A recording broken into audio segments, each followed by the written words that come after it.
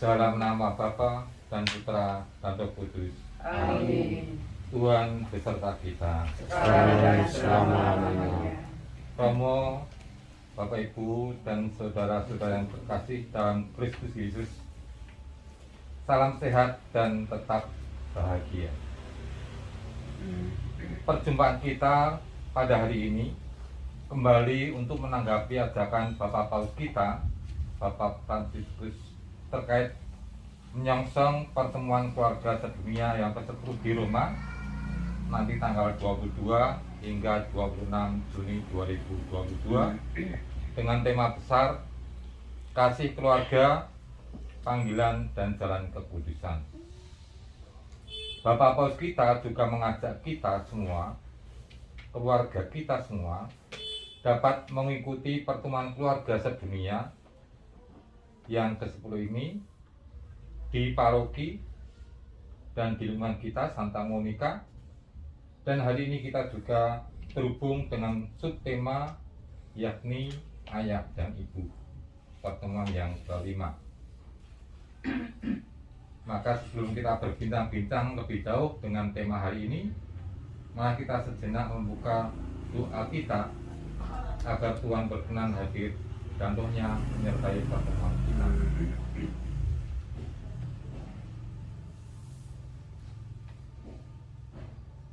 Mari kita berdoa bersama. Puji dan syukur kami haturkan kepadamu ya Bapa, karena kemurahan-Mu kami berhimpun di tempat ini, sebagaimana Engkau berkehendak atas kebahagiaan bagi keluarga-keluarga kami semua. Dalam kehidupan kami, Engkau hadirkan sosok ayah dan ibu yang telah dengan cinta yang begitu besar membimbing kami semua, hingga setiap kami boleh menerima cinta yang begitu berlimpah. Semoga kami semua memohon manfaat untuk mendapatkan peran ayah dan ibu, untuk menjadi perpanjangan kasih-Mu bagi anak-anak yang telah dipercayakan kepada kami. Dan semoga dengan adanya katekese ini, kami semakin dekat dan semakin mampu untuk mengasihi semua anggota keluarga kami masing-masing. Demi Kristus Tuhan dan Pemenuh kami, sekarang dan sepanjang segala masa. Amin. Mari kita lanjutkan dengan doa bacaan kali ini dari kitab Mazmur 103 ayat 8 sampai 17. Monggo, ada yang membacakan? Tuhan adalah penyayang dan pengasih. Panjang sabar dan berlimpah kasih setia.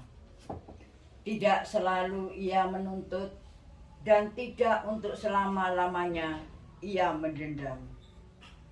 Tidak dilakukannya kepada kita setimpal dengan dosa kita, dan tidak dibalasnya kepada kita setimpal dengan kesalahan kita. Tetapi setinggi langit di atas bumi, demikian besarnya kasih setianya atas orang-orang yang takut akan Dia.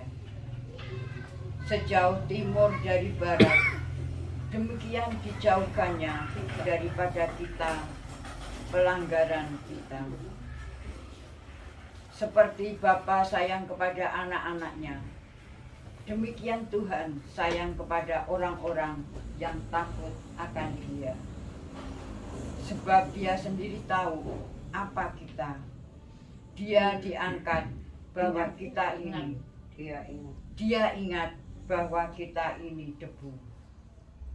Adapun manusia, hari-harinya seperti rumput, seperti bunga di padang, demikianlah ia berbunga. Apabila angin melintasinya, maka tidak ada lagi ia, dan tempatnya tidak mengenalnya lagi. Tetapi kasih setia Tuhan dari selama-lamanya sampai selama-lamanya atas orang-orang yang takut akan Dia, dan keadilannya bagi anak cucu.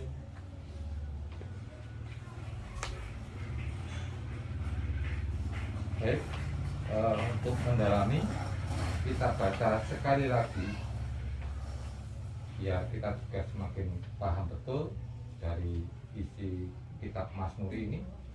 Pujilah Tuhan, hai jiwaku. Untuk Matik. Pujilah Tuhan, hai jiwaku. Tuhan adalah penyayang dan pengasih, panjang sabar dan berlimpah kasih setia. Tidak selalu Ia menuntut dan tidak untuk selama-lamanya Ia mendendam. Tidak dilakukannya kepada kita setimpal dengan dosa kita, dan tidak dibalasnya kepada kita setimpal dengan kesalahan kita. Tetapi setinggi langit di atas bumi, demikianlah besarnya kasih setianya atas orang-orang yang takut akan Dia. Sejauh timur dari barat, demikian dijauhkannya daripada kita pelanggaran kita. Seperti Bapa sayang kepada anak-anaknya, demikian Tuhan sayang kepada orang-orang yang takut akan Dia. Sebab Dia sendiri tahu apa kita. Dia ingat bahwa kita ini debu. Adapun manusia hari-harinya seperti rumput, seperti bunga di padang, demikianlah ia berbunga. Apabila angin melintasnya, maka tidak ada lagi ia, dan tempatnya tidak mengenalnya lagi. Tetapi kasih setia Tuhan dari selama-lamanya sampai selama-lamanya atas orang-orang yang takut akan Dia, dan keadilannya bagi anak cucu. Demikian. Romo Bapak Ibu, sudah 2 kali kita baca, sudah tentunya semakin dalam kita memahami isi kitab Mazmur ini. Di sana memang ada sifat-sifat Tuhan yang penyayang, pengasih, macam-macam. Lalu kita juga mengerti kita adalah debu, macam-macam tadi. Dan untuk lebih mendalami lagi, mari kita mencoba bersama sharing bersama. Bapak Ibu, beberapa waktu yang lalu kita digembarkan berita yang viral dan bisa ditonton atau diakses di media sosial TikTok tentang staf khusus ya Presiden Jokowi yang menikah di Gereja Jakarta, dan meskipun kawin dengan pasangan yang tidak Katolik tetapi ditukuhkan di gereja. Waktu itu saya singgung waktu pertemuan di Bu Widodo, Pak Widodo itu saya singgung, yang menikah di katedral oleh kardinal kita. Jadi sudah yang ceweknya yang staf khusus presiden, lalu yang laki-laki siapa itu namanya itu ya. Yang menjadi menarik di tayang itu adalah kesediaan mempelai wanita menyampaikan janji di depan saksi dan pejabat gereja dengan mantap dan penuh hikmat menjadi suami istri, yang artinya TikTok janji perkawinan mereka. Maka akhirnya sah dan bahagia menjadi berdua, mempelai berdua, dan menjadi suami dan istri, yang artinya juga akan menjadi seorang ayah dan ibu dalam panggilan perutusan mereka saat buah hati mereka tiba nantinya. Mari kita dalami lewat sharing ini dengan beberapa pertanyaan kecil ini. Yang pertama, sejak kapan seorang pria dan wanita dipanggil dengan sebutan bapak atau ibu? Sejak kapan? Saya bisa jawab semua ini. Paling dari sini dulu Mbak, siapa? Mbak Yuli. Nah, yang di bawah ini tadi saat buah hati mereka tiba nanti. yang dibawa sendiri. saat ya. Ada lagi? Saya Pak. Nggih, Bu Bambang. Kalau di dalam keluarga kita dipanggil bapak atau ibu setelah kita melahirkan. Tapi kalau di lingkungan di luar, seperti saya seorang guru, pada waktu pertama kali saya mengajar, saya sudah dipanggil. Terima Mulai kasih. tahun berapa Bu mengajarnya? Kenapa? Mulai tahun berapa mengajarnya? Tahun 81. 81, mulai panggil Ibu ya? Iya. Berarti masih muda, usia berapa ya? Usia 24 tahun. Belum menikah ya? Belum. Nah, baik. Monggo yang lain? Saya malah usia 21 sudah dipanggil ibu. Sudah dipanggil Ibu. Iya. Sudah mengajar ya? Iya. Kalau dalam keluarga, ini dalam lembaga ya. Nah, dalam keluarga ini kita makan dalam keluarga. Iya. Dan ya itu tadi setelah Setelah saya buah hati. melahirkan. Setelah melahirkan. Ya. Saat buah hati Ibu. lahir. Kalau Patik, mulai kapan Patik? Kalau saya terkait dengan tema-tema di sini, tentunya yang dimaksud bapak dan ibu ini terkait dengan bapak sebagai ayah ya, orang tua, bukan seperti bapak yang dikatakan saudara kita tadi mungkin di kantor dan sebagainya. Ya. Tapi yang jelas di sini yang dimaksud dipanggil bapak dan ibu sebagai orang tua, yaitu ketika kita sudah mempunyai tadi Mbak Yuli mengatakan buah hati ya, punya anak artinya begitu. Termasuk orang lain, termasuk saya sendiri itu kalau misalkan teman saya sudah punya anak, saya berarti sah, saya menanggil bapak. Tetapi ketika teman saya itu belum punya omongan, itu kalau dipanggil bapak itu rasanya masih gimana. Tetapi kalau sudah punya anak itu berarti ya katakanlah sah sebagai bapak, berhasil sebagai bapak, begitu Pak Matis. Kadang pacaran panggil mama papa loh. Saya pacaran panggil mama papa loh kadang-kadang anak saya ini. Ini tadi yang disampaikan Pak Tek itu kalau punya anak, kalau tidak punya, berikan juga apa nggak layak disebut ayah dan ibu. Nah, kan juga layak ya. Ya.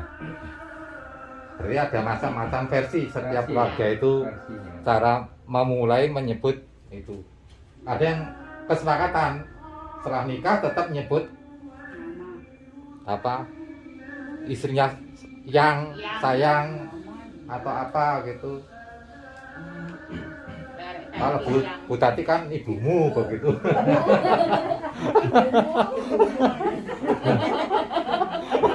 Tidak nyebut mama, ibu, ibumu. Oh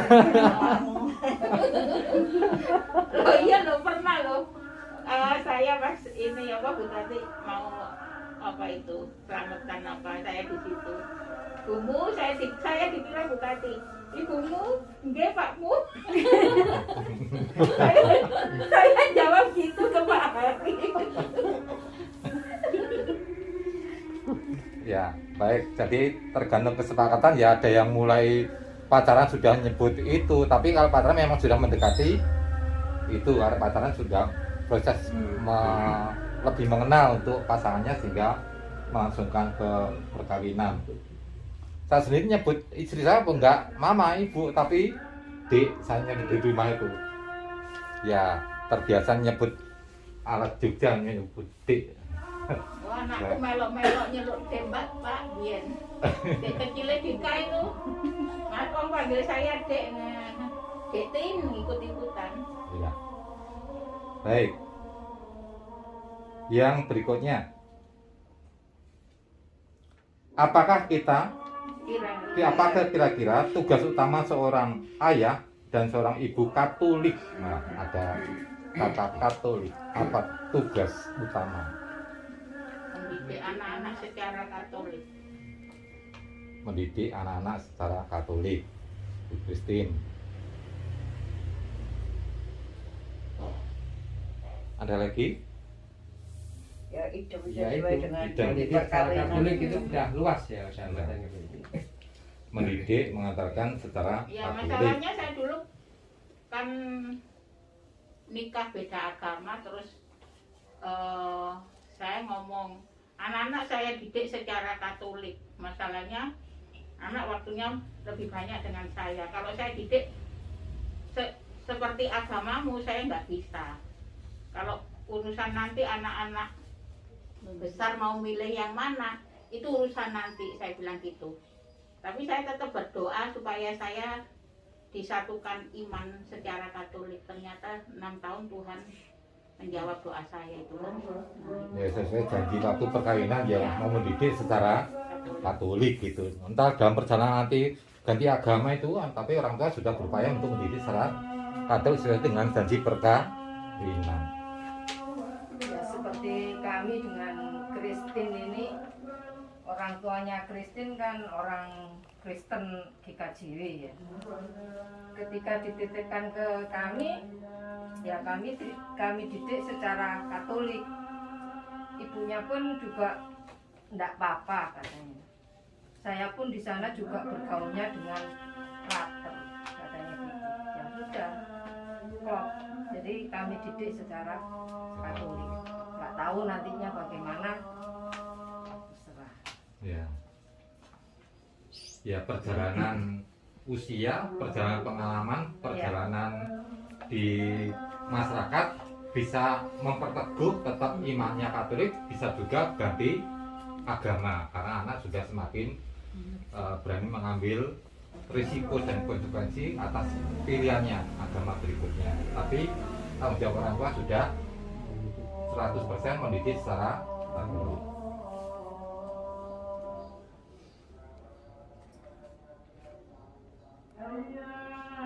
Marilah kita membaca kembali kata-kata Paus Fransiskus dan merenungkan bagaimana kita menjadi seorang ayah dan seorang ibu.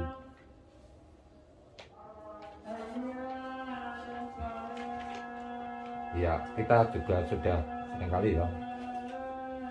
Baik, yang keempat, cinta pasangan suami istri juga berbuah dan melahirkan anak-anak Allah. Dengan menjadi ayah dan ibu rohani dari anak-anak mereka sendiri, dengan memberi mereka cinta Allah Bapa yang lembut, ramah dan tegas dan pasti. Siapakah anak-anak rohani yang Allah percayakan kepada kita saat ini dalam hidup kita? Siapakah anak-anak rohani yang Allah percayakan kepada kita saat ini dalam hidup kita ini?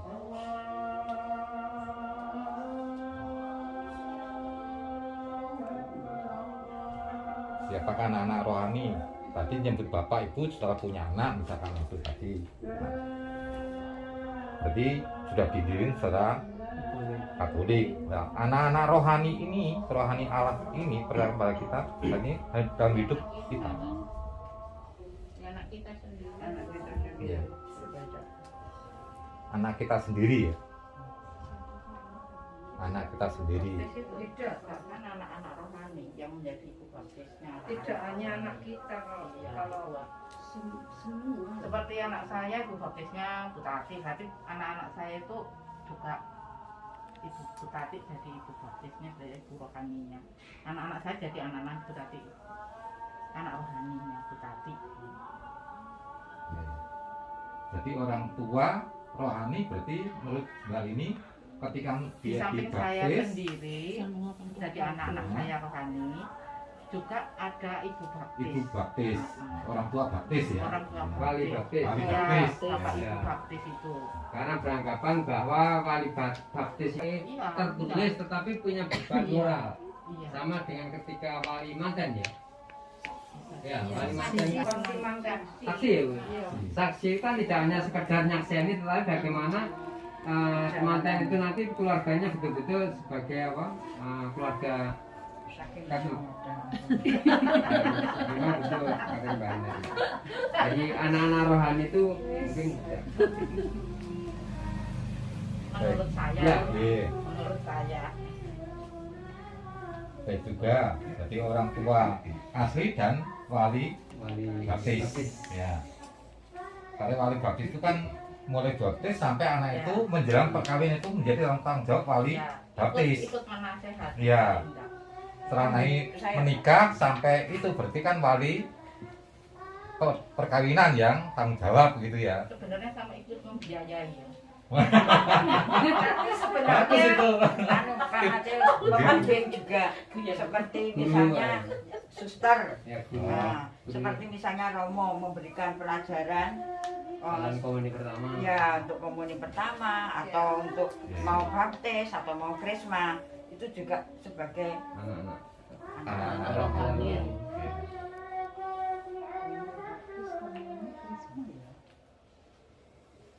Baik, para pembina, para pengajar Ya. ya. Tambah lagi. Ada lagi lebih luas lagi. Wah, ini sudah semakin luas ini anak-anak Allah itu, anak rohani berarti sungguh dalam sebutan anak-anak rohani ini.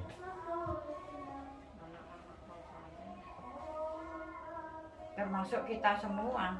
Kalau kita pergi ke gereja, kita apa? Rindu akan sabda Tuhan, akan anak itu pada waktu itu. Jadi termasuk kita semua yang selalu ke gereja itu. Walaupun kita orang tua, tapi tetap anak-anak rohani dari Tuhan. Oh, ya. Memposisikan kita sebagai anak-anak rohani Ya, ya, di posisikan gereja. kita sebagai anak rohani yang Rindu Tuhan. akan Tuhan maka sering ke gereja.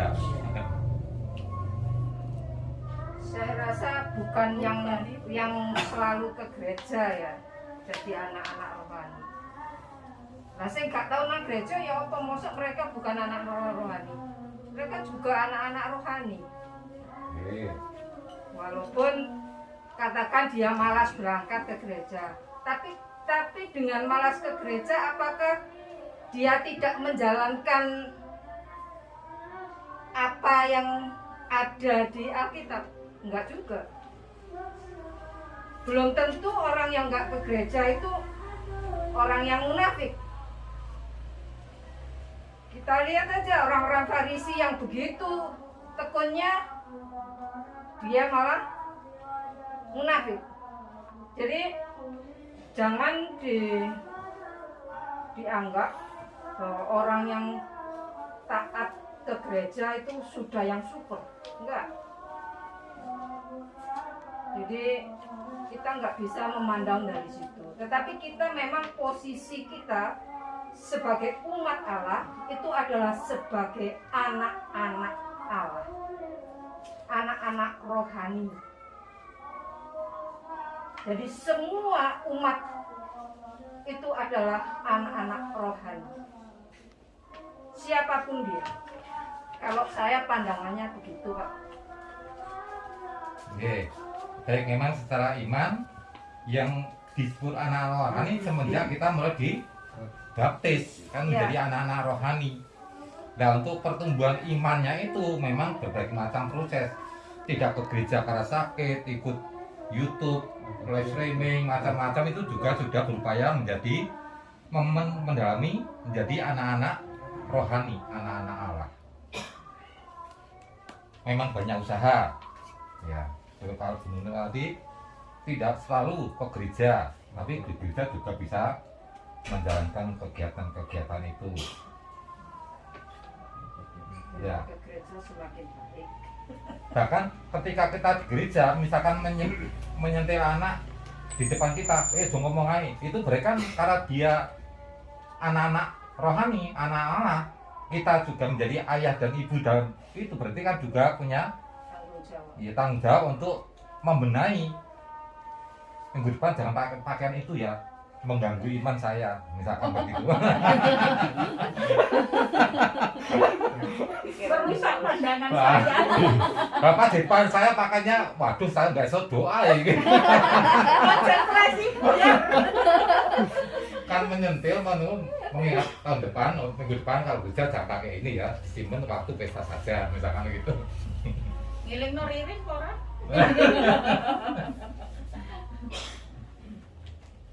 Ya, jadi kita semua adalah anak-anak dan kita memang berupaya untuk mendalami dan mengimani terus akan Kristus yang jadi pedoman hidup kita. Sebelum kita dari pendalaman yang berikutnya, mungkin ada yang masih disampaikan ini dari sharing 4 hal ini. Yang nomor 3 ini loh, yang mana yang perlu dibaca? Yang nomor 3 ini loh. Saya cari-cari juga belum ketemu mana yang baca itu. Saya karena dari lembaran pertama sampai 10 loh, mana kok nggak ada itu akun yang dibaca. Mungkin perlu ada lampiran sendiri sambutan dari Bapak Aus kita, dari yang kita terima memang nggak ada sama sekali itu. Ya mungkin nanti kita cari-cari ya. Saya belum menemukan juga. Cuma ini saya menemukan mengajak kita semua keluarga mengikuti pertemuan ibu ini. Ya, Apa itu aja, apa ada lagi? baik, untuk lebih mendalami ini kami mohon Romo untuk Terima kasih atas kesempatan. Hari ini kita memasuki tema yang kelima, menjadi ayah dan ibu. Pemanggilan dan jalan keputusan. Nah, pada minggu lalu kita merenungkan bagaimana menjadi seorang anak. Lalu pada minggu ini kita merenungkan bagaimana menjadi seorang ayah dan ibu. Nah, sebelum sampai ke situ, tahun keluarga ini sesungguhnya didalami secara lebih dalam oleh Paus Yohanes Paulus II. Oleh karena itu, Paus Yohanes Paulus II dia menerbitkan dokumennya Familiaris Consortio, dan itu diterbitkan pada tanggal 22 November tahun 1981. Lalu di Familiaris Consortio itu kemudian dijelaskan banyak hal tentang keluarga. Nah, salah satunya dikatakan dengan sangat baik bahwa keluarga adalah tempat di mana anak-anak menerima pewartaan pertama mengenai iman kekristenan. Keluarga adalah sekolah pertama anak-anak menerima pendidikan tentang gereja Katolik. Lalu kemudian di situ juga disebutkan keluarga-keluarga Kristen ini sangat penting karena merupakan pusat hidup bagi orang Kristiani. Lalu dikatakan lagi keluarga Kristen adalah tempat anak-anak menerima pewartaan iman untuk pertama kalinya. Lalu kemudian di dokumen itu Paus Yohanes Paulus II dia cerita banyak sekali tentang hubungan antara keluarga-keluarga itu. Dia katakan yang sering dipahami keluarga adalah bapak dan ibu. Sudah selesai. Padahal Paus Yohanes Paulus II dia katakan keluarga itu adalah bapak, ibu, anak-anak. Lalu kemudian yang satu dilupakan adalah kakek, nenek. Nah, makanya di tema-tema itu bapak, ibu, lalu ada anak, lalu kakek, nenek. Nah, di situ akhirnya dia katakan dengan sangat baik dalam anjuran apostoliknya itu dia bilang bahwa yang paling terlupakan itu adalah kakek, nenek, yang adalah orang tua kita. Maka tema yang kedua yang sekarang ini kita bahas adalah orang tua, ayah dan ibu. Nah, itu serentak kita juga membahas tentang opa dan oma kita. Nah, itu yang terlupakan. Jadi di satu posisi kita sekarang adalah ayah dan ibu. Tapi di saat yang bersamaan kita harus juga mengingat ayah dan ibu kita juga sebagai anak. Karena kita punya ayah dan ibu. Lalu dia berikan contoh begini. Ayah dan ibu sekarang, yang sekarang anak-anak ini, itu mereka kurang memperhatikan ayah dan ibu mereka, opa dan oma mereka. Adalah contoh yang menarik adalah ada satu mobil Alphard yang masuk ke ruang ke panti jompo. Lalu ketika panti jompo itu mereka tanya mau perlu sama siapa, ternyata di mobil mewah itu mereka bilang kalau mau ketemu bapak sama ibu ini. Ternyata bapak sama ibu ini ada di dalam panti jompo itu. Lalu orang yang jaga panti jompo dia heran, loh kau punya mobil mewah, kenapa orang tuamu ada di sini, bapak dan mamamu ada di sini. Sekarang ini karena itu yang terlupakan adalah ayah dan ibu kita. Nah, kita ini membahas tentang level kita sebagai bapak dan ibu. Padahal kita lupa kita juga sebagai anak karena kita juga punya ayah dan ibu. Lalu dia bilang, nah itu anak-anak sekarang mereka bangun rumahnya bagus-bagus, rumahnya mewah di perumahan, tapi ternyata kasihan mereka taruh anaknya di panti jompo. Lalu dia bilang, kasihan di panti jompo itu orang yang jaga orang tua mereka tuh dia kasih minumnya, kasih makannya, ya mungkin bagus tapi tidak seindah dikasih oleh seorang anak kepada orang tuanya. Dan itu terjadi, akhirnya Paus dia merasa waduh sedih sekali. Nah, lalu yang berikut dia kasih contoh lagi di rumah-rumah orang tua sekarang yang kita sebut sebagai bapak dan ibu ini. Nah, bapak dan ibu ini mereka juga punya bapak dan ibu, bapak dan mama. Ternyata rumah yang bagus itu kalau dilihat oleh Paus, dia katakan orang tuanya mereka ini ternyata ada di ruang yang paling belakang.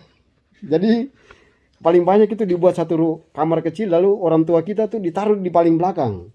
Sehingga kasihan mereka seperti, jadi dekat dapur baru itu kamar orang tua kita. Nah itu sering terjadi begitu. Jadi kita di ruang tamu atau kamar-kamar kita besar, sementara orang tua kamar mereka terlalu kecil. Sehingga mereka kurang diperhatikan. Padahal mereka itu yang kita bahas sekarang, orang tua kita. Mereka ada karena kita ada karena mereka terlebih dahulu ada. Maka dari semuanya itu, dari tema ini kemudian Yohanes Paulus kedua dia kutip ayat kitab suci yang paling sangat bagus. Itu dia kutip dalam kitab Amos, Amsal bab 17 ayat 6. Itu dikatakan dengan sangat baik bahwa mahkota mereka yang sudah lanjut usia ialah melihat anak cucu mereka. Nah itu. Jadi opa dan oma kita yang adalah orang tua, itu kerinduan terbesar dan kebahagiaan terbesar adalah melihat anak-anak dan cucu-cucu mereka. Jadi mereka senang kalau ada cucu-cucu yang datang kemudian bermain sama mereka, bercanda gurau, ya seperti anak kecil begini, ya bermain sama oma. Nah itu kan kebahagiaan tersendiri. Maka dia katakan dalam Amsal tadi itu, kebahagiaan mahkota yang terindah bagi mereka yang lanjut usia adalah melihat dan bermain dengan anak cucu mereka. Nah itu. Yohanes Paulus kedua kemudian menekankan itu. Jadi keluarga bukan cuma orang tua, anak, tapi ada oma, opa, mereka yang lanjut usia yang sering terlupakan. Lalu tadi dalam pertanyaan dikatakan kapan kita disebut sebagai bapak dan ibu? Ya disebut sebagai bapak dan ibu. Ya memang tadi berbagai versi, tapi dalam arti ini ya bapak sebagai adalah mereka yang sudah berkeluarga. Dan lebih spesifik lagi mereka yang sudah punya anak. Karena mau tidak mau anak memanggil bapak, anak mau panggil ibu. Jadi itu. Lalu kemudian tugas dan tanggung jawab orang tua. Nah, tugas dan tanggung jawab orang tua adalah mendidik dan membesarkan anak dalam gereja Katolik. Nah, mungkin Bapak Ibu Saudara sekalian, saya ingatkan lagi pada saat penyelidikan kanonik. Jadi pada waktu saudara-saudari mau menikah lalu ada penyelidikan kanonik. Nah, di penyelidikan kanonik itu ada satu pertanyaannya. Bersediakah saudara dan saudari membesarkan anak-anak Anda dalam gereja Katolik? Nah, itu pertanyaannya.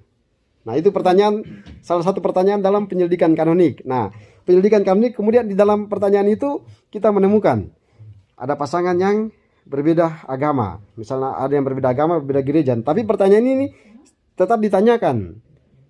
Apakah anak ini setelah ada kelahiran anak-anak, terus anak ini dibesarkan dalam gereja Katolik?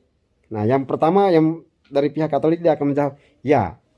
Nah, tapi ya ini karena kami melakukan penyelidikan kanonik setiap saat, lalu kemudian menemukan ada yang ragu-ragu, yang pihak yang bukan Katolik.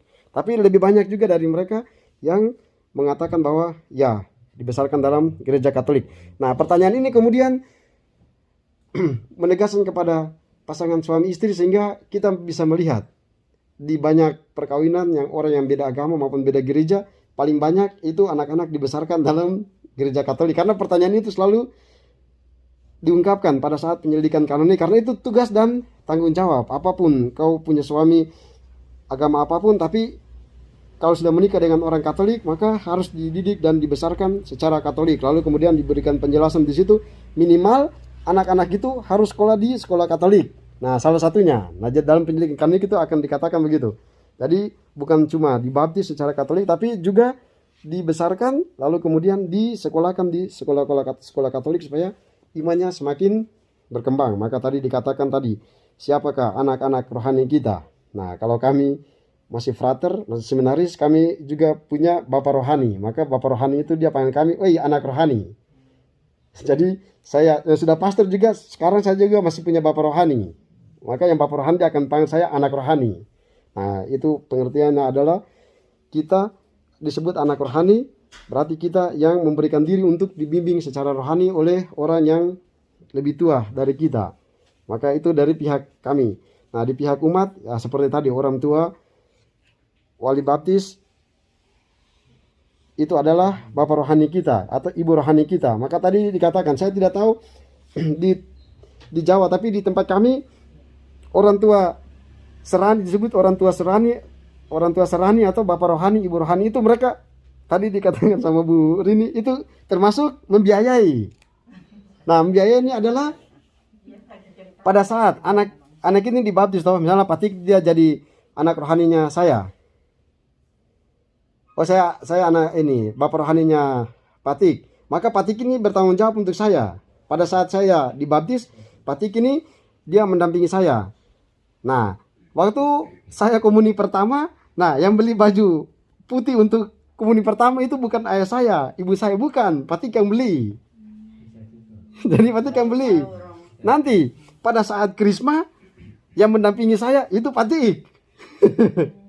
Lalu jadi pendampingan disebut anak rohani itu tidak berhenti di orang cuma baptis lalu selesai. Tidak. Dan ya Bu Rini pasti tahu. Sampai ke orang menikah. Menikah ya tetap Patik ini dia yang pertama, dia yang harus duduk di sebelah, dia yang paling mendampingi, dia orang yang paling bertanggung jawab. Jadi dia harus dicari orang yang bapak rohani ini, dia yang paling bertanggung jawab untuk perjalanan iman kita sepanjang hayat sampai mati pun mereka akan cari bapak seraninya mana, ibu seraninya mana. Sama misalnya saya misa pertama di kampung. Jadi turun dari pesawat, yang sambut pertama bukan orang tua serani yang mengalungkan bunga. Nah itu karena dia yang paling bertanggung jawab. Jadi dia WA kasih ingat, hei ke gereja, hei sudah sampai di mana? Nah, dia yang mendorong karena tadi dikatakan disebut bapak ibu rohani, anak rohani, berarti kita memberikan diri untuk dibimbing secara rohani oleh orang-orang yang lebih tua daripada kita. Nah itu. Interupsi Romo. Tadi dikatakan misalkan kalau di sana memang di sini berlaku ya Bu ya. Ya. Kayak di sana mungkin ya Romo. Tapi misalkan Romo ini resiko terjelek. Kan dari awal mulai dibaptis sampai katakan 30 sampai nikah ya. Perjalanan waktu misalkan yang sebagai bapak tadi rohani. Itu maaf terjadi kendala misalkan imannya, mungkin maaf di sini mau apa? Murtad apa? Iya. Nah, itu adakah mungkin Romo seperti kejadian sana? Seperti di sini, kalau di sini kan ada ya Bu ya. Misalkan Romo. Jadi yang mendampingi ternyata dia harus nggak mengimani apa? Kristus lah. Katakan gitu. Misalkan sudah keluar dari pijam misalkan. Oh ya, pertanyaan bagus. Nah, pernah didiskusikan tentang ini bahwa kayak Patik ngomong tadi bahwa akhirnya dalam perjalanan yang satunya yang disebut bapak rohani kita sudah meninggalkan. Nah, lalu saya masih ingat waktu itu diberikan, ya saya pikir masih ada tulisannya tentang diskusi itu. Jadi diberikan jawaban bahwa karena sebelum jadi bapak rohani itu sudah ya masih ada di sini juga. Jadi ada pembekalan. Nah, pembekalan tentang bapak rohani untuk bapak rohani dan anak-anak yang mau dibaptis. Nah, di situ dijelaskan dengan sangat baik bahwa siapapun kita yang sudah Katolik dibaptis, baptis itu tidak akan hilang, meterai itu tidak bisa dicabut. Jadi kalau mau pindah agama apapun tidak akan terhapus. Jadi itu meterai itu tidak bisa dicabut. Nah, maka dia tetap membawa iman itu. Tapi orang ini dia harus tetap merasa bahwa dia tetap bertanggung jawab. Maka di situ tetap dia akan hadir. Jadi waktu yang ini dia ulang tahun atau dia komuni pertama, dia kirim bajunya. Karena dia merasa bahwa ya itu, bahwa ini tanggung jawab saya. Tapi itu sudah berubah lagi dari iman ke tanggung jawab dan kebudayanya, bahwa wah ini saya dulu sudah jadi gini, jadi ini adalah tugas dan tanggung jawab saya. Tapi dia tetap punya kewajiban untuk itu, walaupun sudah menyeberang. Tapi kebanyakan yang menyeberang juga tetap merasa diri bahwa dia bertanggung jawab. Karena itu diingat-ingat soalnya. Jadi karena biarpun dia sudah pindah agama, yang anak yang itu dia akan panggil, dia itu bapak serani saya. Tetap dia akan panggil bapak serani saya. Jadi misalnya bapak serani saya sudah pindah ke agama lain, maka saya akan tetap mengatakan itu bapak serani saya. Karena sekali itu tidak bisa dirubah lagi. Nah gitu. Tapi lebih ke kita memberi diri untuk dibina secara rohani, dan ada tanggung jawab dari orang yang membina kita dari awal sampai akhir. Karena pada saat pembaptisan itu ada janjinya, berjanji ke Anda untuk mendidik anak ini, ya pokoknya ada janji itu, sehingga harus diingatkan sampai orang itu meninggal.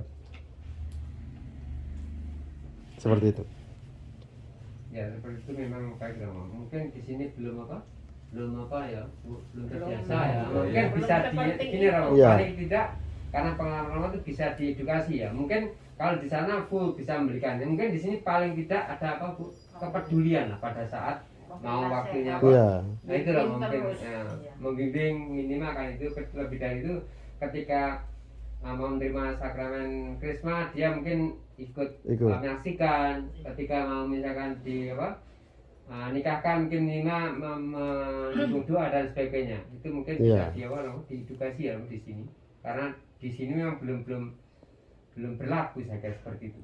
Kalau di tempatnya Romo kemarin mungkin sudah Tapi berlaku. saya merasa Bu Tati walaupun hanya menanyakan ya, Ya. anak saya, Hmm. itu saya sudah merasa Bu Tati itu ikut memperhatikan. Ya, tapi kan anak saya. itu karena Hmm. di sini Karena masih saya belum kebawa oleh muda. bapaknya. Nah, itu masih itu loh. Iya. Iya. Tapi itu karena saya rasa itu bagus kesadaran. Jadi kan ada hubungan timbal balik ya, misalnya orang tua serani saya, orang tua rohani saya, dia meninggal, maka saya juga merasa diri bertanggung jawab. Oh itu mama orang tua serani saya, maka saya harus ke sana. Itu tanggung jawab. Jadi bukan cuman akhirnya dari iman akhirnya turun ke keluarga, turun ke kehidupan sosial. Jadi wah akhirnya jadi bagus. Mungkin perlu untuk meningkatkan esensi ini, perlu ada semacam rekoleksi baptis yang dibaptis sehingga mengingat wali baptisnya, sehingga suatu saat menjadi nyambung gitu.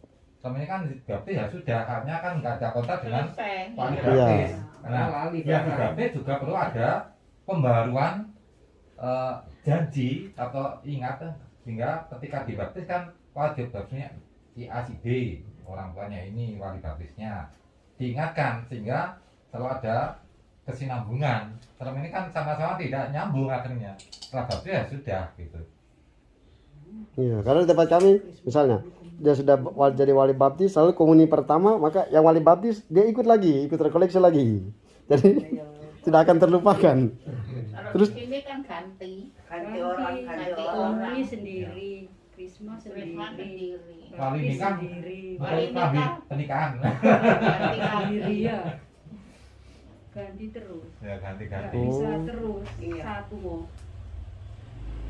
Jadi wali baptis sendiri, wali nikah sendiri. sendiri. Nah itu Jalan. seandainya Romo, seandainya terus pindah kota gitu, Oh tetap bagaimana? ya pasti Bu Rini tahu, tetap dia akan Kontak lah sama. pikul tanggung jawabnya. Jadi misalnya saya punya bapak rohani, dia pindah ke Jakarta, lalu saya komuni pertama, maka saya harus menghubungi dia. Saya mau komuni, maka dia sudah tahu, semua orang itu sudah tahu kalau misalnya saya yang dulu saya masih seminaris sudah punya anak rohani. Jadi ya sudah, dia mau komuni pertama dia harus telepon saya, dan karena saya yang harus beli bajunya, baju putihnya. Nah, tapi makna lebih dalam adalah tanggung jawab iman, karena baju itu saya beli untuk dia, dan dia maju untuk terima komuni pertama, bukan baju untuk pergi pesta di mall. Sehingga ada baju itu baju iman sebenarnya. Jadi kan beli baju putih untuk maju menerima komuni pertama. Jadi itu baju iman, maka itu bagian dari pembinaan iman. Jadi dia rasa, oh ini saya beli baju dengan harga berapapun, tapi dia pakai untuk pergi menerima komuni pertama atau pakai untuk krisma. Maka itu pengalaman iman. Jadi tetap ditelepon. Kayak saya kan baptisnya masih bayi di Katedral Surabaya. Nah, saya terus nggak tahu sih wali baptis saya. Orang tua terus pindah, akhirnya kan nggak nyambung gitu. Tapi tetap tahu karena kan nanti buka buku baptis kan ada tuh. Yes, ya. Hanya permasalahannya di sini itu kita kan belum familiar dengan itu, cuma itu aja. Itu masalahnya. Memang Budaya sebenarnya beda. ya secara orang Katolik harusnya memang betul punya tanggung jawab Romo sebagai wali baptis, wali manten itu kan tidak asal sebenarnya, Nggak berhenti, betul-betul punya ya. itu Pak. Iya. Itu yang harus dipahami Tetapi setiap kadang insan. setelah kita bertugas menjadi wali, hilang kontak memang. Ya. Nah, Seperti itu. saya pernah jadi saksi manten, terus hilang kontak berapa tahun. Saya masih kontak gitu. Terus akhir-akhir ini baru Kontak lagi. nyambung, Nyambung udah di Flores nggak di salah. Polres. Itu memang biasanya gitu. Karena memang yang di tempat kami diberikan penjelasan sangat mendalam. Ya.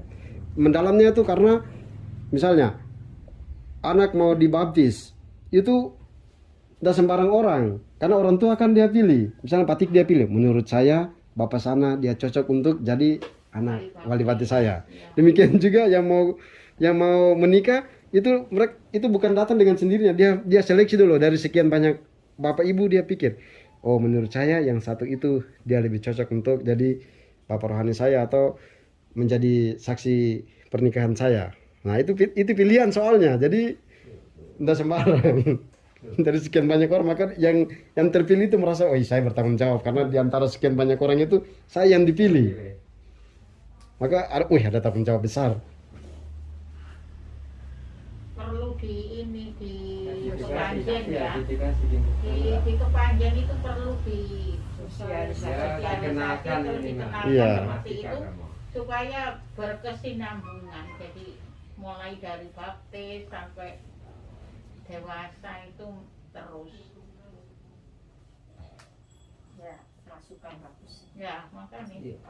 Karena di rumusan baptis itu kan dikatakan bersediakah para orang tua dan wali baptis mendidik anak ini secara Katolik.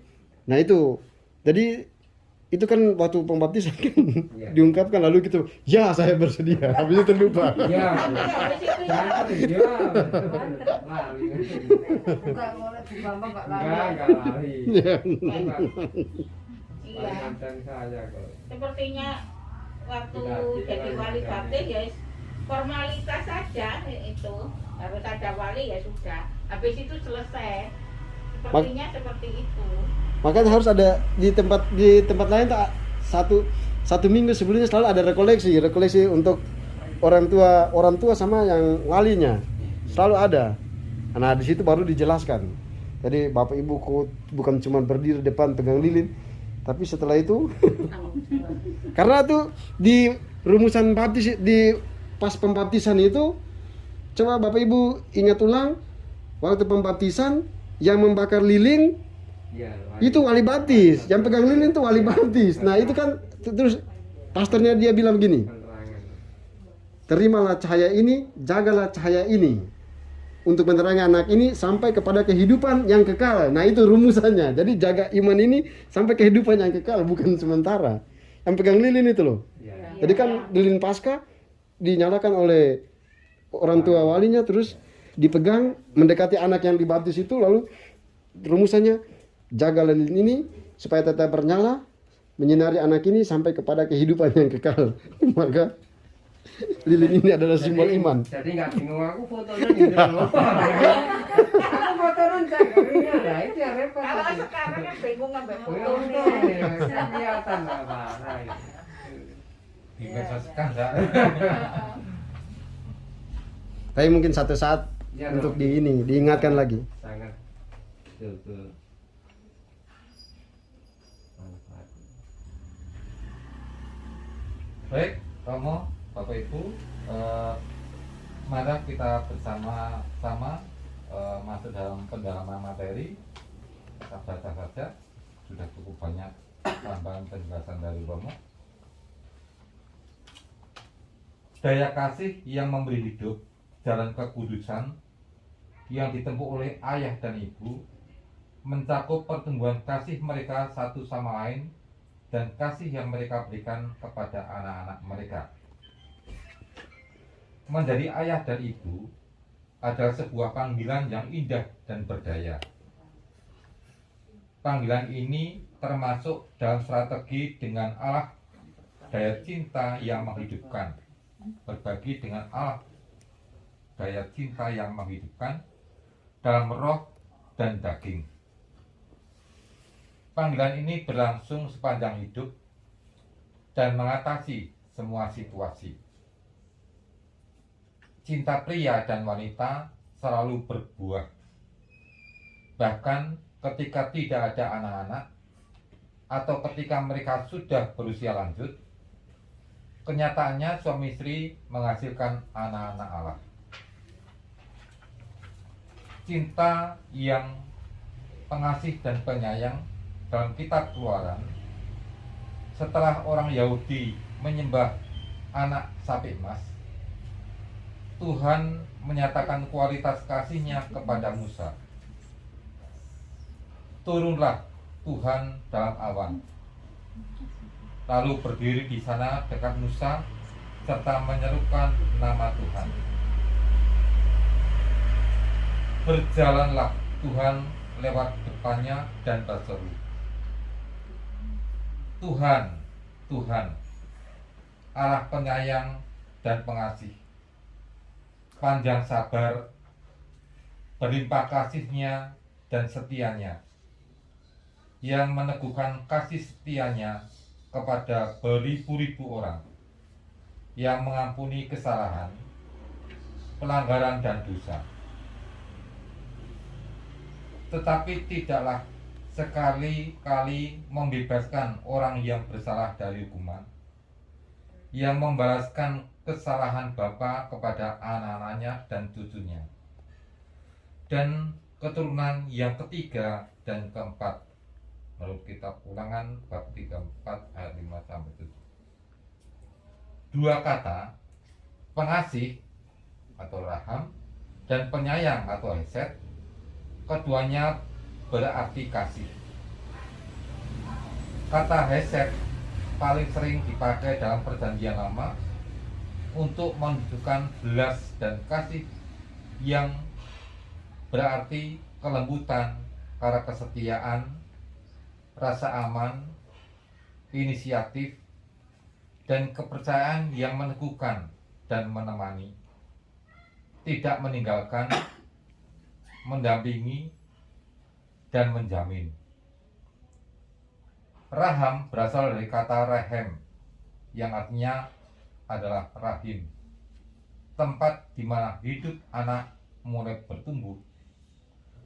Rahim adalah kasih yang berbentuk tubuh, menjaga, membentuk tubuh, menjaga, melindungi, yang memperkaya dan menyambut keberadaan pribadi lain. Dua dimensi kasih Allah yang dinyatakan kepada kita. Yang satu maskulin, kebapaan, yang lain feminim, keibuan. Cinta maskulin dibalut dengan kelembutan tetapi kuat, energi yang menggerakkan. Di lain sisi, cinta feminim itu memberi hidup, membangun, dan menumbuhkan dan membentuk ikatan satu sama lain. Tuhan pengasih dan penyayang, panjang sabar, dan penuh dengan kasih. Dia tidak selalu murka. Dia tidak selalu menaruh dendam. Dia tidak menghukum kita setimpal dengan dosa kita. Dia tidak membalas kita setimpal dengan kesalahan kita. Tetapi setinggi langit dari bumi, setinggi itu juga kasih-Nya kepada orang yang menghormatinya. Sejauh timur dari barat, sejauh itu juga dibuangnya dosa kita. Seperti seorang bapa mengasihi anak-anaknya, begitulah Tuhan mengasihi orang yang menghormatinya. Dia tahu bagaimana kita dibentuk. Dia ingat bahwa kita ini debu belaka.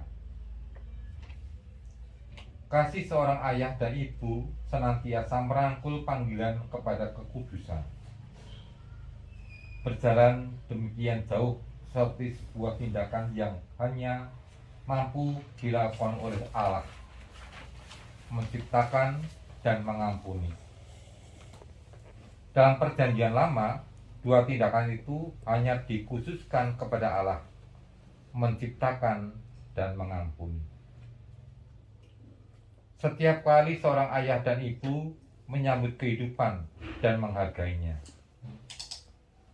setiap kali mereka saling memaafkan dan melanjutkan perjalanan mereka, mereka membawa surga ke bumi.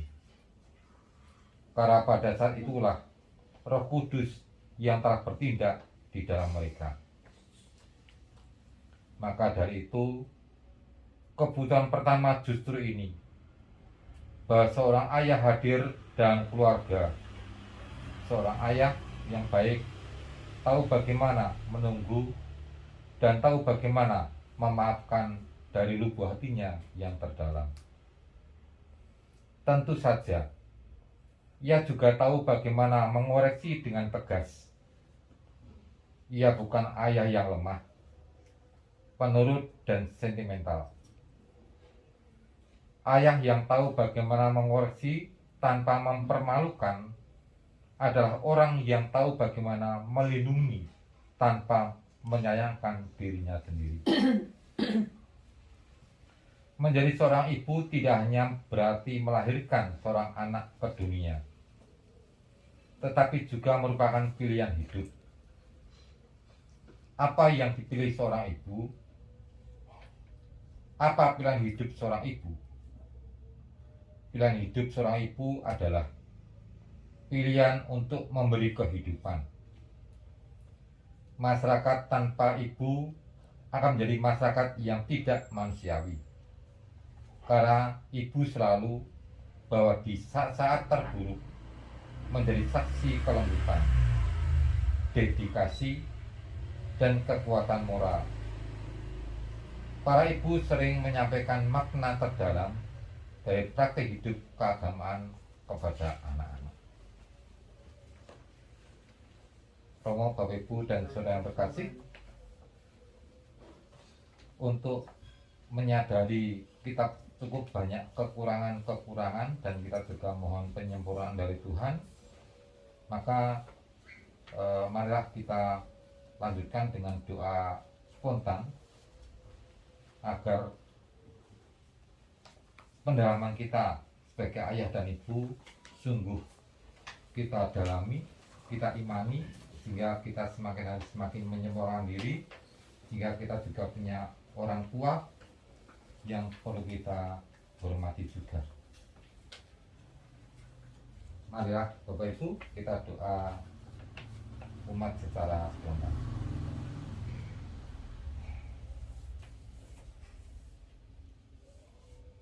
Dipersilakan. Allah Bapa yang bertata di dalam kerajaan surga, terima kasih kami Engkau ingatkan dalam masa memasuki peringatan Hari Keluarga sedunia ini. Begitu banyak hikmah manfaat yang kita dapat selama kami mengikuti katekesi keluarga secara aktif. Karena Tuhan begitu banyak suka duka yang dialami oleh keluarga ini. Tuhan, pada kesempatan ini pula kami juga mohon kepadamu, bukalah hati kami sebagai orang tua. Kiranya kami bisa mendidik, mengasuh anak-anak kami secara Katolik yang sejati. Tuhan, kami juga mohon bukalah hati kami bahwa kami pun juga seorang anak.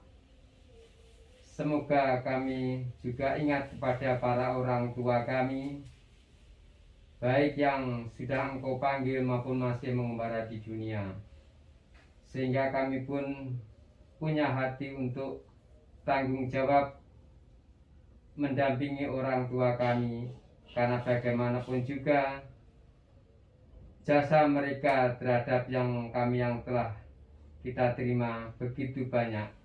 Kita hanya bisa membalas ucapan terima kasih dan doa. Marilah kita mohon. Allah Bapa yang Maha Kasih, kami bersyukur kepadamu ya Bapa, karena Engkau selalu mendampingi kami dimanapun kami berada, di dalam kami mendidik dan membesarkan anak-anak kami sampai dewasa. Terima kasih pula atas berkat serta kemurahan yang berlimpah kepada kami, sehingga kami dengan berkat-Mu dapat menghantar anak-anak kami di dalam kemandiriannya. Juga kami berdoa untuk anak-anak kami yang sekarang ini mengasuh cucu-cucu kami. Berkatilah mereka ya Bapa, seperti Engkau telah memberkati kami di dalam membimbing anak-anaknya menuju kedewasaannya. Kami mohon. Kabulkanlah doa kami ya Tuhan.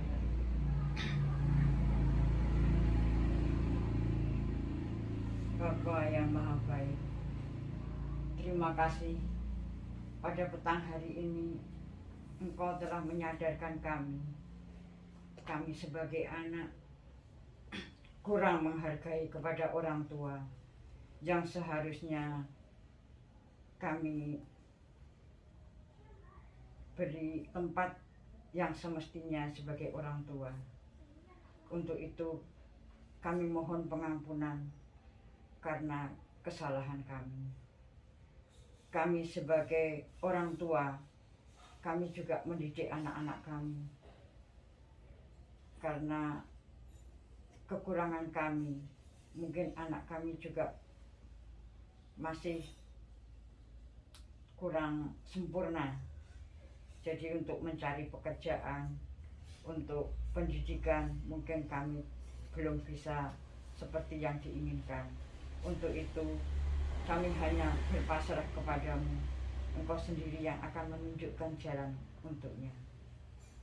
Sebagai nenek, kami juga berusaha bagaimana supaya anak-anak kami dapat mendidik cucu-cucu kami dengan baik, sehingga mereka pun bisa melanjutkan pendidikannya secara baik, lebih-lebih untuk rohaninya. Terima kasih ya Bapa, karena kekurangan kami ini Engkau begitu baik mengingatkan kepada kami atas segala apapun yang kami perbuat, sehingga kami sadar kami bisa introspeksi supaya kami dapat berbuat lebih baik lagi. Kami mohon. Kabulkanlah doa kami ya Tuhan. Allah Bapa, Allah Putra, dan Allah Roh Kudus. Kami mengucapkan terima kasih dan kami bersyukur karena Engkau selalu menyertai dalam langkah dan laku kami, keluarga di santam, keluarga di lingkungan kami ini. Yesus, hanya Engkau lah andalanku, andalan kami. Kami mohon terang Roh Kudus-Mu sehingga kami dapat, keluarga kami dapat mencontoh keluarga-Mu, keluarga Nazaret-Mu sendiri, keluarga-Mu yang Nazaret. Kami mohon. Kabulkanlah doa kami ya Tuhan. Tuhan. Demikian ya Bapa, permohonan-permohonan yang kami haturkan kepadamu. Banyak hal yang mestinya kami haturkan karena keterbatasan kata dan bahasa kami tidak mampu kami sampaikan padamu. Namun kami yakin Kau Maha Tahu, mau mendengarkan dan mengabulkan niat-niat baik dan permohonan kami kepadamu, sehingga semuanya boleh menjadi bagian hidup kami, menyuarakan hidup kami untuk kini dan sepanjang segala masa. Amin. Mari kita lanjutkan dengan doa puji syukur suami istri 156. Habis ini nanti terus kita sering lagu dengan persembahan. 156 doa suami istri.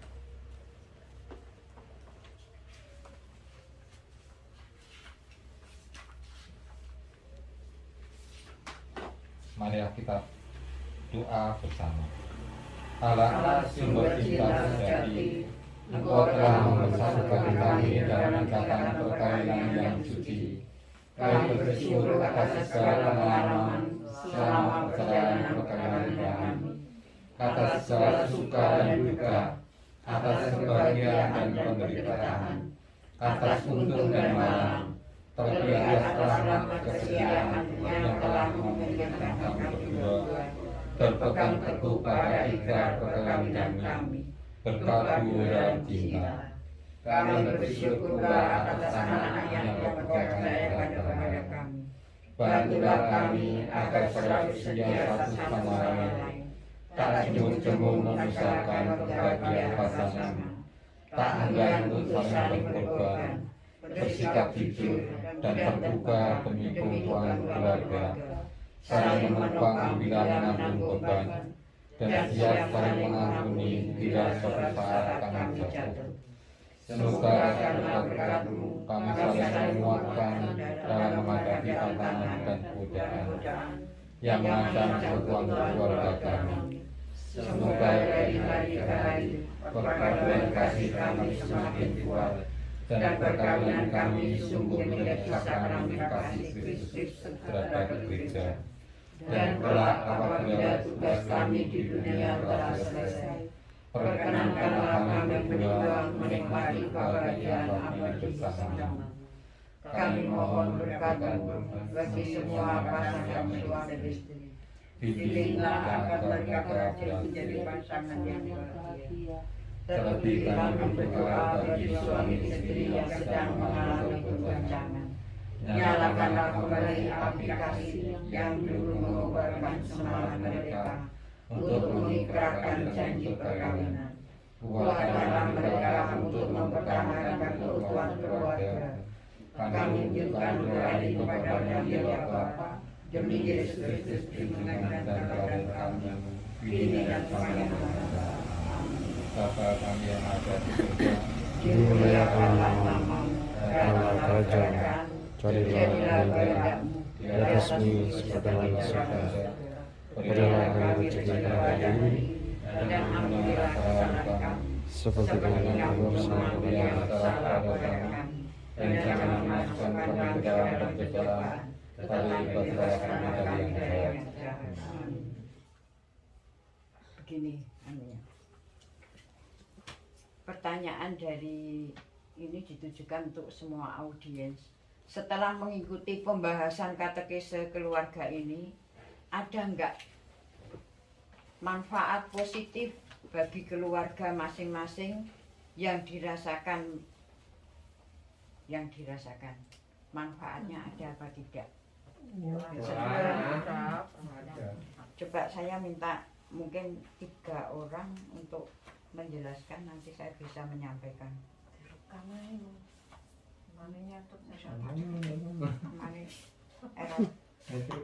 Mungkin monggo siapa yang mau? Pak Tek, satu Pak Tek. Manfaatnya ada.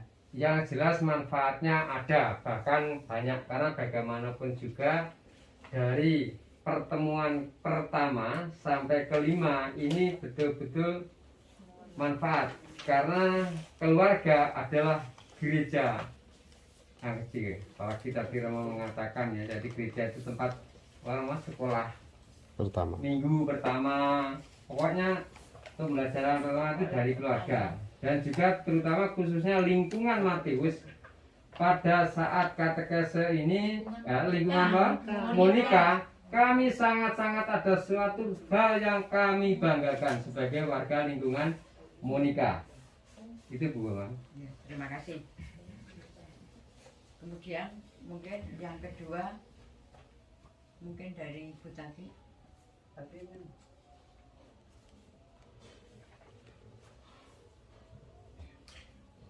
Mbak Rini, monggo. Terima kasih. Dengan adanya katekese keluarga ini, walaupun Pak Yohanes juga tidak ikut, tapi paling tidak saya juga sudah menyampaikan ke beliau, keluarga itu sangat intinya tuh dari awal iman yang dari gereja kecilnya, gereja kecil. Jadi di mana kita orang tua mengajak anak-anak, jadi nggak menyuruh, mengajak anak-anak untuk berbakti kepada Yesus Kristus. Misalnya walaupun anak saya jauh juga paling tidak mudah-mudahan imannya tidak hilang. Mudah-mudahan iman anak-anak saya yang jauh juga tetap ingat kepada Yesus Kristus walaupun saya hanya Kristen gereja. Jadi mengingatkan seperti yang pertemuan yang jadi orang tua hanya mengingatkan Kristen gereja lah, Kak Ilen, Kak Rio gitu. Terus doa rosario walaupun hanya seperti itu. Sudah mah. Terima kasih. Yang ketiga mungkin Pak Matius. Menurut saya sebelum tema ini diberikan, kita sebagai keluarga Katolik tentu juga sudah selalu berupaya hidup secara perkainan Katolik.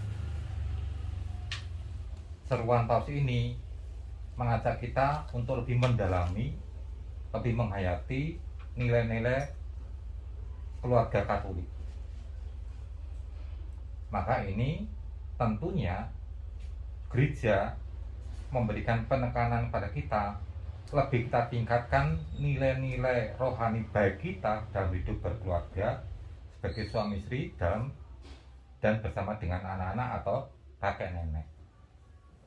Nah, tentunya pembahasan ini yang kita lakukan ini nanti akan berdampak positif kepada ajaan kepada anggota keluarga untuk hidup secara rohani, sehingga hidup rohani di Katolik itu betul-betul berkualitas, sehingga memiliki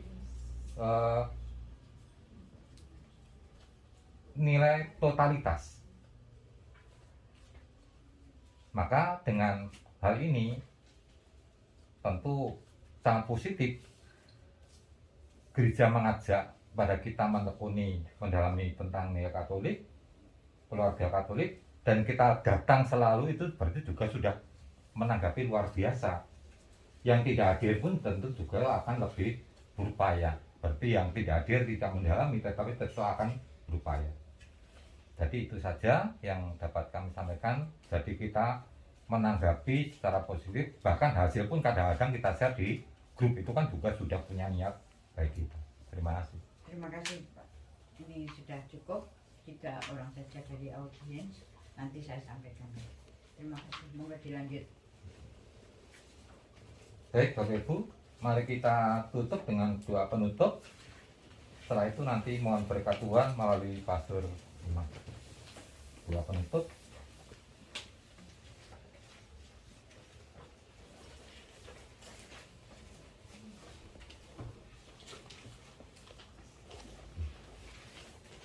Marilah kita berdoa.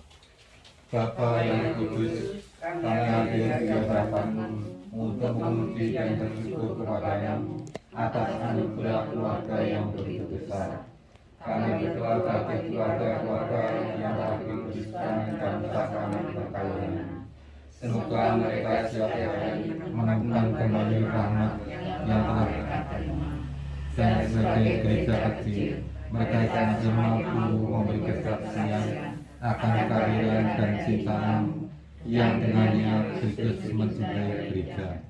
Kami berdoa bagi keluarga-keluarga yang mengalami kesulitan dan penderitaan, para penyakit dan berbagai permasalahan yang ada di famili yang menggawainya. Teguhkanlah dan sadarkanlah mereka. Engkau telah mengambil keluarga pada jalan pengudusan yang telah Engkau peruntukkan bagi mereka, sehingga mereka dapat mengalami belas kasih-Mu yang tak terhingga dan menemukan cara-cara baru untuk berkumpul dalam cinta kasih. Semoga anak-anak dan para remaja bisa berjumpa dengan-Mu dan menanggapi panggilan yang telah Engkau rencanakan bagi mereka dengan penuh sukacita. Untuk para orang tua serta kakek-kakek, semoga mereka menyadari bahwa mereka adalah tanda kebapakan sekaligus firman Allah dalam perawatan putra dan putri yang secara jasmani dan rohani telah mengerjakan kepada mereka melalui pengalaman kasih persaudaraan yang dapat berikan keluarga bagi dunia. Tuhan, buatlah agar setiap keluarga dapat mengerti panggilan menuju kekudusan dalam gereja sebagai panggilan untuk menjadi pelaku evangelisasi dalam pelayanan bagi kehidupan dan perdamaian dalam persekutuan dengan iman, biarawan dihormati dan seluruh umat. Berkatilah pertemuan sedunia ini. Amin. Mari kita mohon berkat Tuhan melalui iman kita. Para saudara yang terkasih, sebelum kita mohonkan berkat Tuhan, marilah kita berdoa 3 kali Salama Maria, memohonkan berkat dari Bunda Maria pelindung. Para ibu, kita mohonkan semoga mujizat yang terjadi dalam peristiwa pernikahan di Kana juga terjadi dalam keluarga kita masing-masing. Bunda Maria, kami mohonkan berkat-Mu turun dan tinggal atas setiap ibu yang ada di lingkungan menikah ini. Semoga mereka meneladani Engkau seperti ibu yang baik dalam keluarga Kudus Nazaret, menyimpan segala sesuatu dan merenungkannya, menjadi ibu yang penuh dengan kerendahan hati, ibu yang penuh dengan kesucian dan kemurnian, ibu yang penuh dengan ketabahan seperti yang Engkau ya Bunda berjalan menuju puncak Kalvari melihat penderitaan anakmu.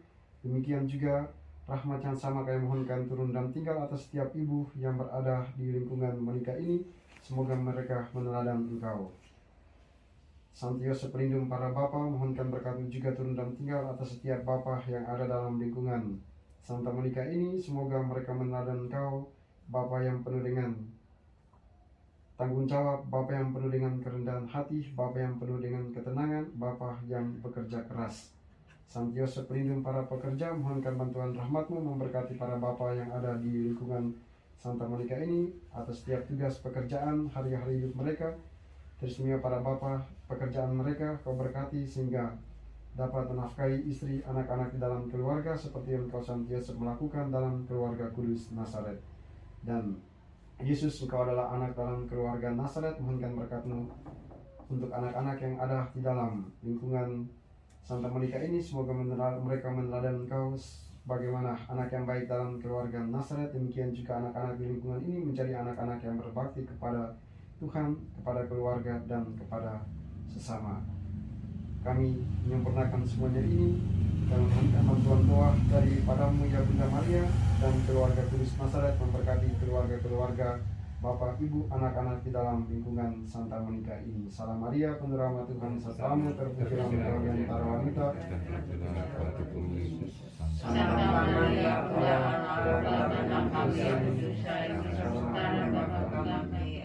Salam Maria, penuh rahmat Tuhan sertamu, terpujilah Engkau di antara wanita. Dan terpujilah Engkau di Yesus. Santa Maria,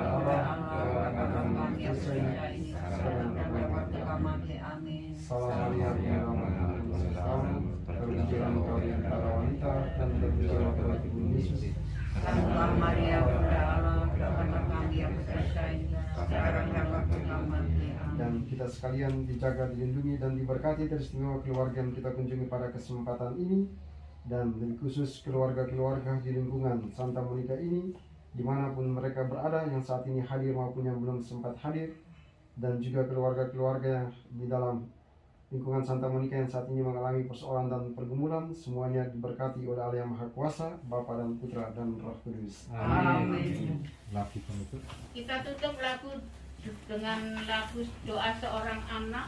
Syairnya di teksnya di halaman baliknya di katekese yang ke-6.